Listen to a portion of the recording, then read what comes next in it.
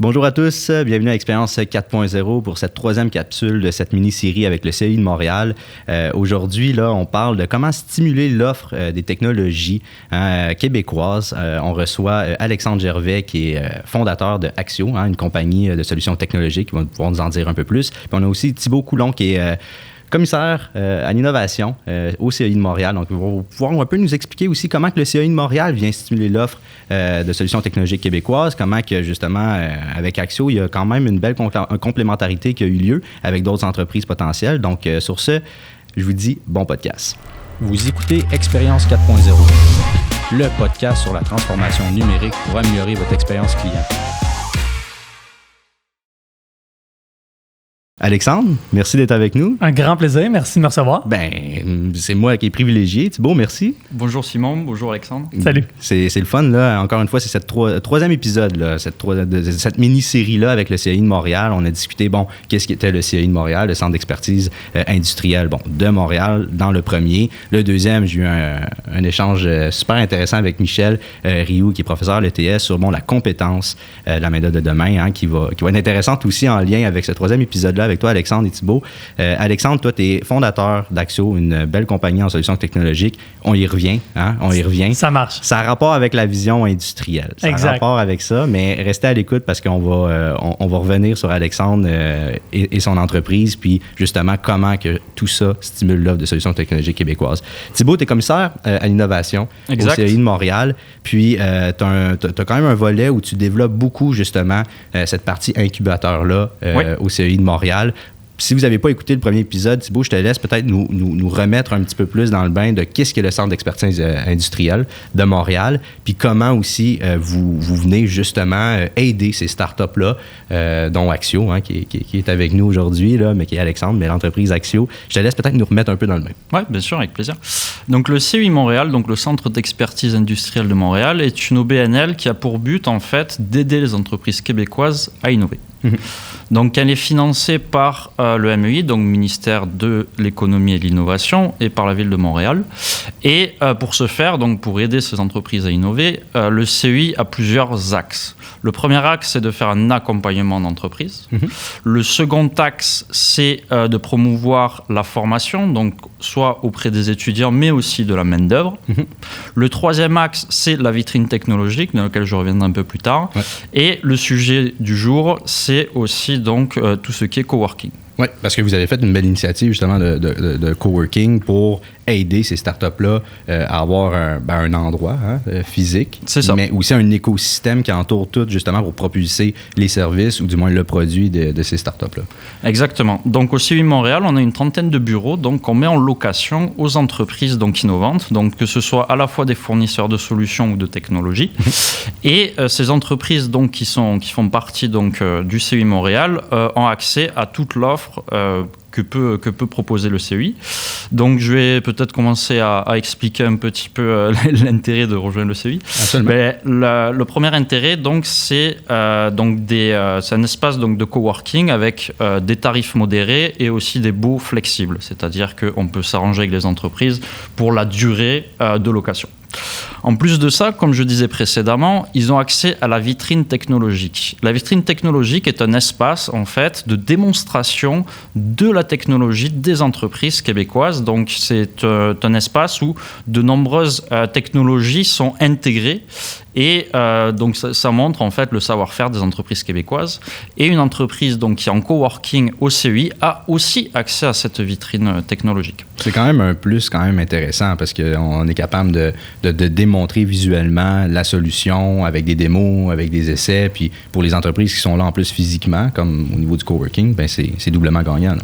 Exactement. Ça permet donc de se faire une place dans l'écosystème. Ça permet aussi donc de discuter avec d'autres fournisseurs de solutions pour arriver à des buts communs. En plus de ça, donc les entreprises ont accès donc à tous les locaux du CEI. Donc on a un grand atrium, on a une salle de réunion de visioconférence de 20 places, donc il y a la place. Et on est en train, donc c'est la petite nouveauté, de monter un studio, on va dire, de webinaire avec 3 ou 4 webcams, un grand écran tactile. Et les entreprises entreprises donc, en location au CEI vont pouvoir accéder donc, à ce petit studio pour leurs besoins. En plus de ça, les entreprises peuvent recevoir les clients, leur montrer la vitrine, etc. Tout ça pour faire un carrefour de l'innovation donc, au sein du CEI.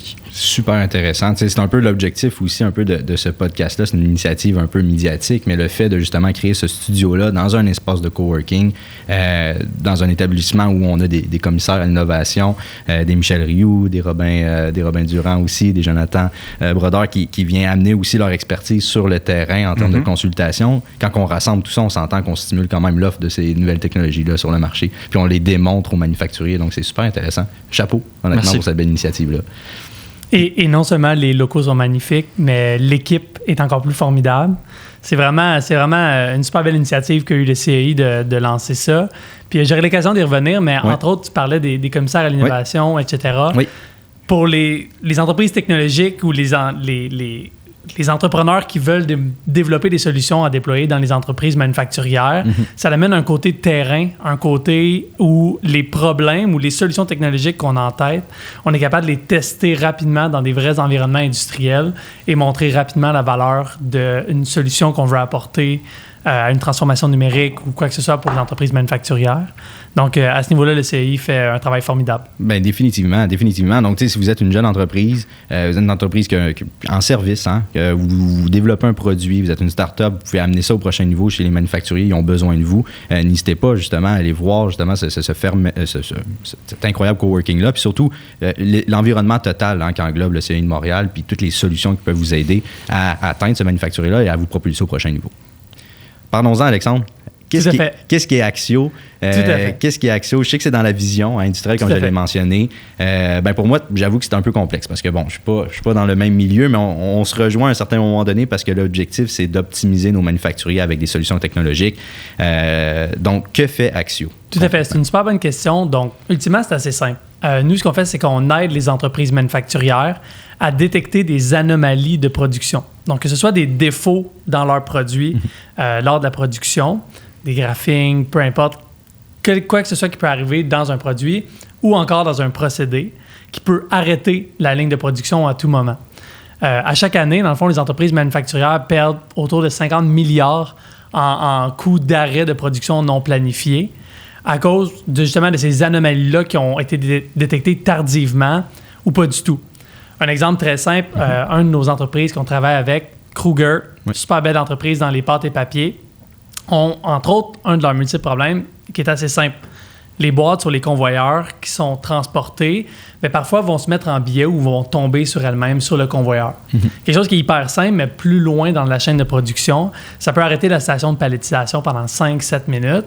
Et on accumule ça jour après jour, semaine après semaine. Ça fait des heures et des heures de production qui sont perdues pour ces entreprises-là qui doivent absolument, qui dépendent de leur production finalement pour leur rentabilité. Définitivement. Donc, nous, on les aide à détecter ces anomalies-là en temps réel grâce à des caméras.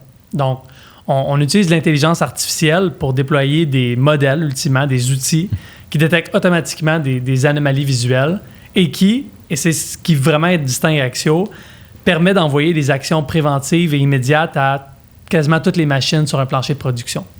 Ce qu'on a développé chez Axio, c'est vraiment une mentalité de déploiement d'abord, intelligence artificielle ensuite. J'y reviendrai au fait que dans l'écosystème, je trouve que c'est parfois inversé. Ouais. Beaucoup de recherches, beaucoup de modèles, etc. Mais ultimement, une étude a prouvé que 90% des modèles en IA verront jamais le jour en production. Donc nous, on a pris les choses de l'autre côté. On s'est d'abord assuré que notre solution est interdéployable, connectable, etc. Et on ajoute par-dessus ça une couche d'intelligence artificielle pour être capable de détecter les anomalies puis d'avertir les machines en temps réel de ces problèmes-là qui peuvent avoir un impact sur leur production. Très intéressant, très intéressant. Puis, aide-moi aussi, peut-être, tu développes un produit ou c'est plus un système qui est derrière ou les deux? Non, c'est une super bonne question. Okay. Donc, nous, on développe un produit. Oui, c'est ça. C'est une plateforme logicielle déployable dans l'entreprise manufacturière en quelques jours, ultimement. Donc, c'est vraiment un produit. On a une portion service qu'on fait chez Axio où on aide les entreprises manufacturières à l'entraînement du modèle ou gérer leurs données, parce que ça, c'est tout un autre défi. Mais principalement, Axio, c'est une entreprise qui bâtit un produit, une plateforme de vision industrielle. Intéressant. Puis, je pose la question comme ça. Comment tu es venu avec cette idée-là? Tu es entrepreneur, tu as été à l'école à l'ETH, je crois, si je ne me trompe pas. J'ai été plus du côté Université de Montréal dans mes études. Puis comment tu es arrivé à vouloir développer ce produit-là, cette compagnie-là? C'est quoi ton cheminement, du moins? C'est une super bonne question. Ma famille a toujours été dans les entreprises manufacturières. Okay. Mes grands-parents, mes parents. J'ai une famille d'ingénieurs mécaniques qui ont travaillé dans des entreprises, entre autres Kruger, Pâté Papier et compagnie. Moi, j'étais un peu le mouton noir. J'ai fait HEC Montréal, dans un parcours pas d'ingénierie, d'admin, mais toujours dans l'intérêt de développer de la technologie de par le background de ma famille. Donc, lorsqu'on a fondé Axio en 2018, il y avait mon père et moi, mon père qui est ingénieur mécanique, moi qui étais au milieu admin, et on cumulait des années d'expérience dans des entreprises manufacturières. Je me souviens, très jeune, j'allais dans des entreprises comme Cascade, puis je palettisais à main les boîtes quand les robots étaient en arrêt, par exemple. J'ai toujours eu ce côté-là, usine, entreprise manufacturière. Donc, lorsque j'ai quitté les études, après quelques années de conseil à d'autres entreprises, j'ai fondé Axio avec le besoin que j'ai réalisé qu'ultimement, encore aujourd'hui, 40% des processus d'inspection d'anomalies ou de problèmes ou de problématiques sont faits manuellement. Un des cas, je pourrais donner un exemple, c'est assez flagrant. Un de nos clients est dans le domaine pharmaceutique. Ils produisent des seringues pré-remplies de solutions salines. Et ultimement, la dernière chose qu'on veut dans une seringue, c'est d'avoir un cheveu ou une particule ou quoi que ce soit à l'intérieur du liquide. On s'entend là-dessus. On est tous d'accord. On parle d'une soupe au restaurant chinois du coin. On peut des fois s'attendre à un petit cheveu dedans, mais dans une seringue, on essaie de le minimiser le plus possible. On n'en veut pas, exactement. Encore aujourd'hui, avant que Axio aide cette entreprise-là, 100% de la production était inspectée par des opérateurs et des opératrices qui étaient assis sur une chaise haute devant le convoyeur et qui regardaient à peu près 1 à 2 seringues défiler devant leurs yeux toute la journée, 8 heures par jour, ultimement 3 chiffres complets pour essayer de détecter des particules de très petites, là, 500 microns, etc. Donc, évidemment inefficace, mais extrêmement difficile à se concentrer. Et d'autant plus amplifié par la pénurie de main-d'œuvre qu'on voit dans l'entreprise manufacturière, où c'est de plus en plus dur de recruter pour des postes d'inspection manuelle, évidemment. Donc, c'est un peu en regardant tout ça de dire, autant que les caméras existent depuis les années 70, et la vision industrielle, c'est pas nouveau, là. Il y a encore beaucoup de procédés qui sont faits manuellement. Et nous, on veut résoudre ça avec une solution plus intégrable et propulsée par l'IA, par l'intelligence artificielle.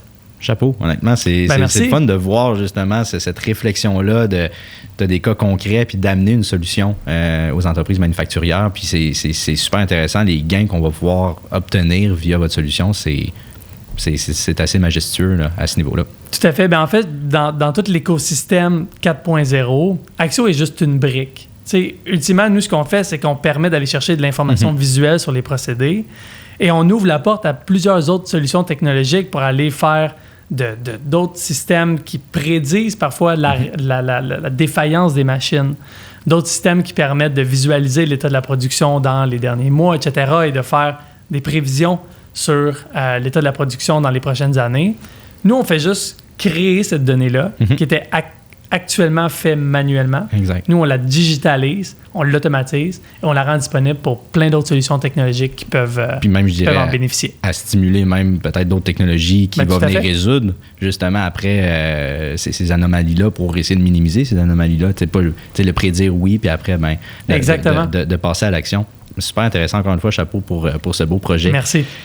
J'enchaîne sur, je reviens un peu à stimuler l'offre de services avec le CEI. Donc, je comprends que, Axio, vous logez au CEI Montréal, dans le coworking. Je pense que vous avez un plus grand accompagnement. Thibault, je te laisse peut-être nous en parler un peu de comment vous, de votre côté, évidemment, vous faites des initiatives de coworking, la vitrine technologique, c'est super intéressant. Est-ce qu'il y a d'autres choses aussi? Comment vous aidez à stimuler l'offre d'Axio à rentrer peut-être chez certains manufacturiers, si tu as quelques exemples? Bien sûr. Donc, actuellement, on ne peut pas, mais le but du jeu du CEI, donc, c'est de créer une effervescence autour du 4.0 et de nombreux événements vont avoir lieu, on espère, en septembre, à la fin donc, de cette pandémie. Et Axio, comme toutes les entreprises donc, locataires du CEI, feront donc partie de ces événements. Donc, il va y avoir des événements, on va dire, centrés sur une entreprise ou une solution en particulier, mais aussi des 5 à 7. Il va y avoir vraiment une énorme effervescence dans le CEI. Donc c'est un endroit qui va vivre, qui va bouger. Et l'intérêt donc des entreprises qui sont locataires, c'est de faire partie de cet écosystème. Donc il y a ça, et en plus les entreprises donc qui sont en location, on va organiser, ça c'est sûr, des webinaires entre midi et 2 pour aussi présenter donc ces solutions dans l'écosystème. Donc ça c'est une chose, et en plus on a un projet en commun. Alexandre, peut-être je vais te laisser en dire un peu plus. Ben oui, tout à fait. En fait, avec le CEI, pour mettre en contexte, Axio a commencé à être hébergé au CEI fin 2020 à peu près. OK.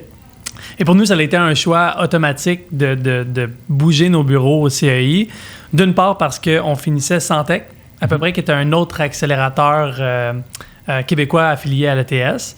Donc, on était dans une position où on voulait rester collé à l'écosystème d'innovation. On voulait pas juste se déplacer dans un bureau locatif à Axio, on voulait rester connecté. Et le CEI remplissait un petit peu tous les critères. T'sais, non seulement on avait cet espace-là qui était dédié à Axio, mais plus que ça, en fait, on avait la vitrine technologique qui nous permettait de mettre en démonstration notre technologie et de la montrer dans un scénario réel d'exploitation avec d'autres machines industrielles. Donc, que ce soit avec Siemens, qui a des technologies au CEI, que ce soit avec d'autres systèmes, on était capable de l'interconnecter puis de le démontrer. Et la troisième chose, en fait, que ça nous a apporté, c'est la collaboration avec les commissaires à l'innovation et leur réseau de contacts. Des gens comme Michel Rioux, qui travaillent depuis plusieurs années, qui ont vu différentes problématiques.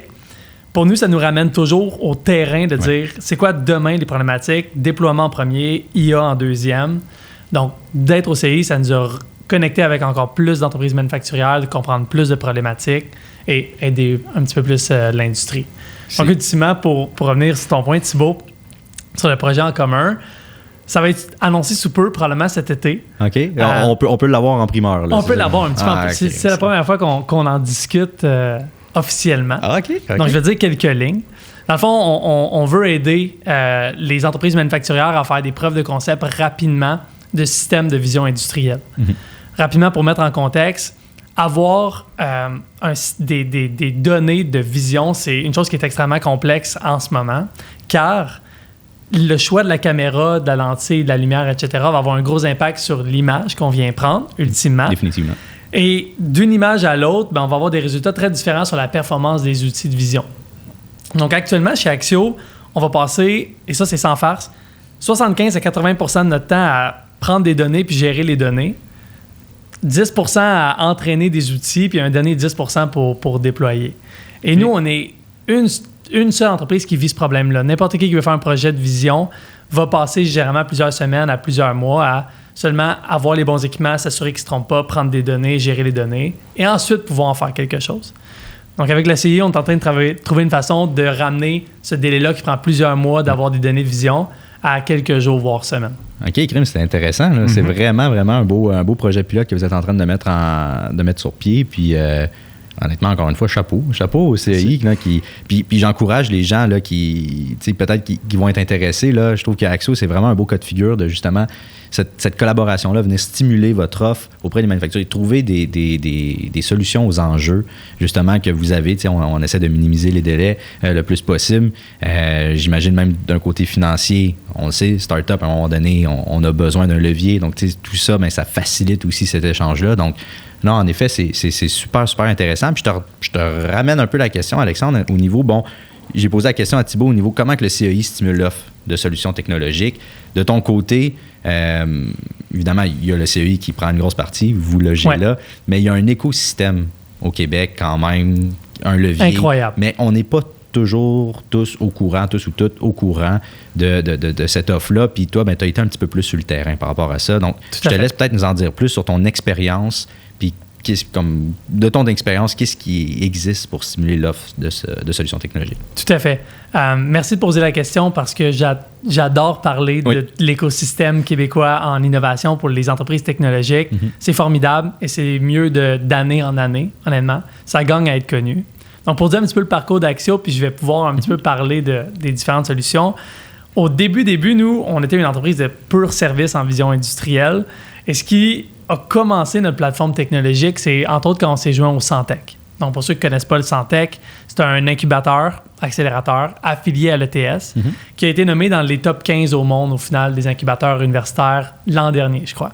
Donc, un super, super programme qui est de 12 semaines d'accélération, où là, c'est vraiment de définir le projet d'affaires, bien comprendre la problématique qu'on adresse, faire une preuve de concept, et ensuite 2 années de suivi avec des locaux, des mentors, etc.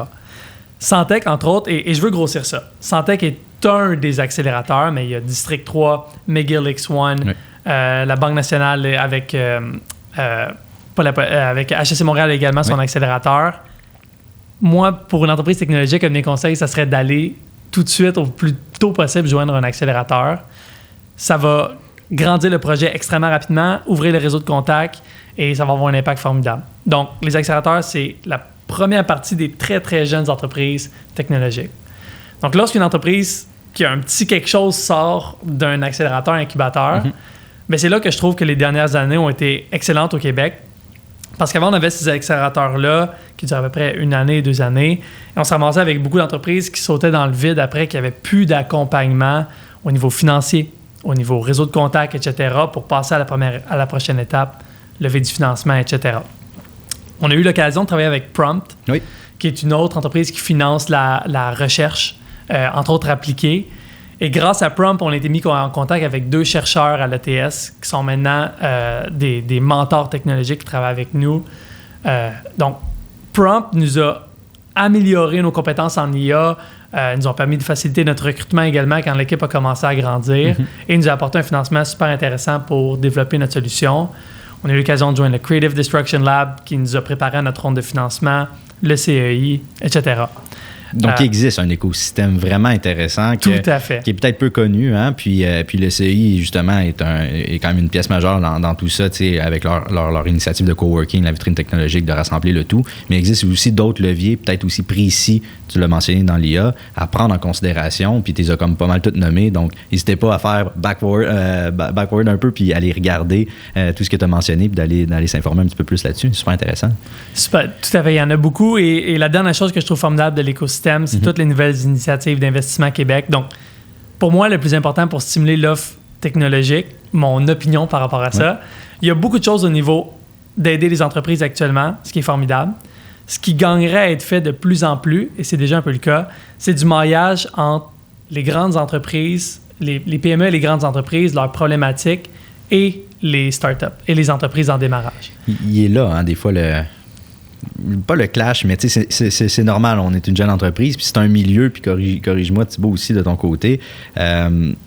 Souvent, il est encore un peu old school. C'est normal, ça fonctionnait bien et tout. C'est des entreprises, des fois, que ça fait quand même plusieurs années qui sont sur les rails. Pandémie, bon, il accélère un peu le fait de se numériser sur plein d'aspects, mais d'être capable de, justement, rentrer notre solution, ou du moins exercer un premier discours ou un aide à ces plus grandes entreprises-là, c'est quand même un défi en ce moment. Donc, ça, c'est quand même un art de la guerre au niveau du maillage. Tu me mentionnes un très bon point à ce niveau-là.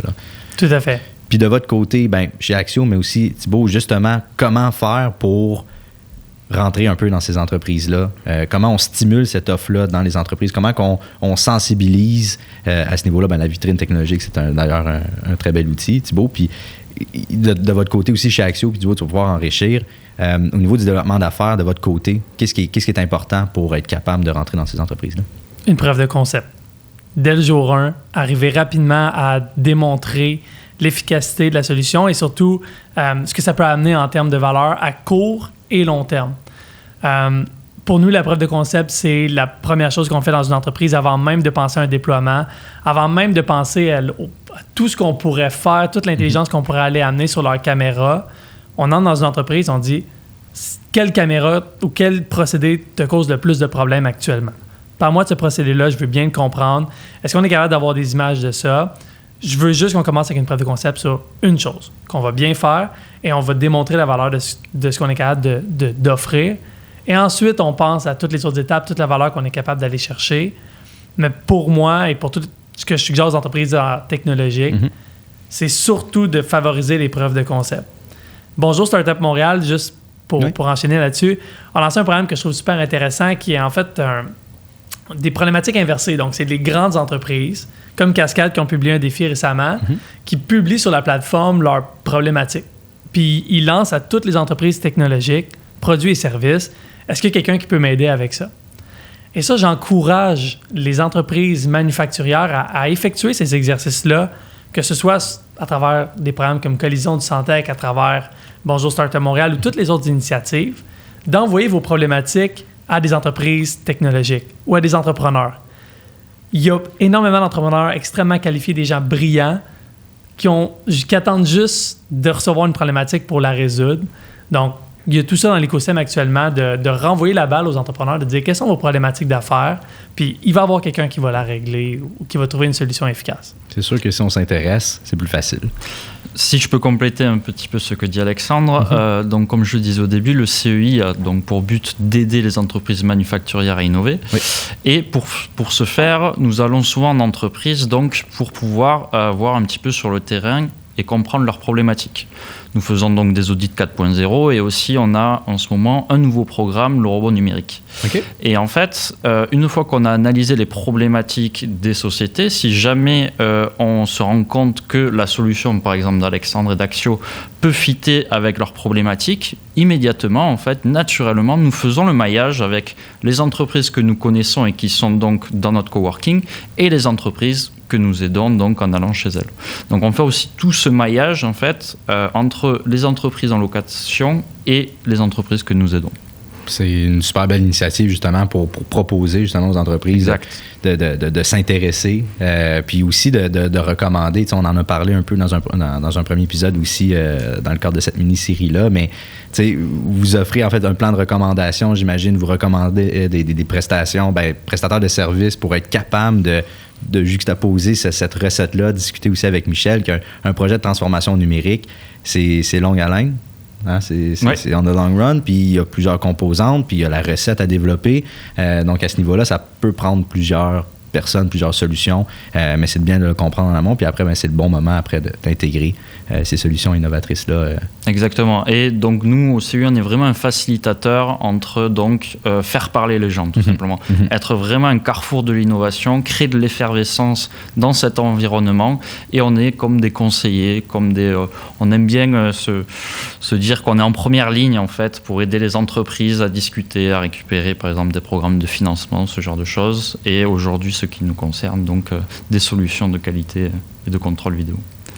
Et je trouve que c'est tout à fait nécessaire le CEI dans cet écosystème-là et les gens qui sont capables de décortiquer une problématique ou l'intérêt d'aller vers le 4.0.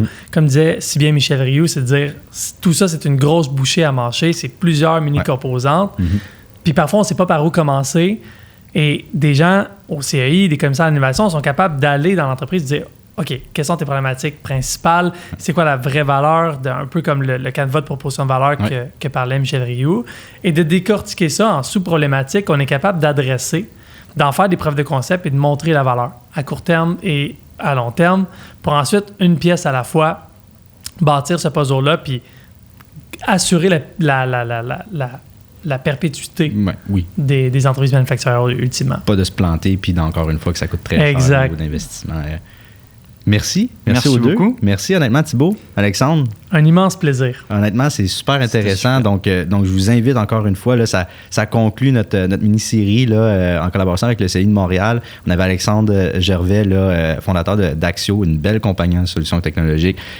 Donc, allez visiter le CEI de Montréal. Ils sont là pour vous aider si vous êtes une jeune entreprise du secteur des technologies ou moins en service dans le domaine du fameux 4.0, transformation numérique, etc. Allez visiter les initiatives qu'ils font pour justement propulser, stimuler l'offre de service, l'offre un peu de solutions technologiques québécoises. Puis, j'invite aux manufacturiers qui nous écoutent de vous intéresser aussi à ces jeunes entreprises, mais avec beaucoup d'expérience, puis on vit dans le numérique, donc ça peut vous aider énormément dans votre transformation numérique. Donc, sur ce, merci, messieurs. Merci beaucoup. Un plaisir. Un grand merci. À la prochaine. Merci de m'avoir reçu.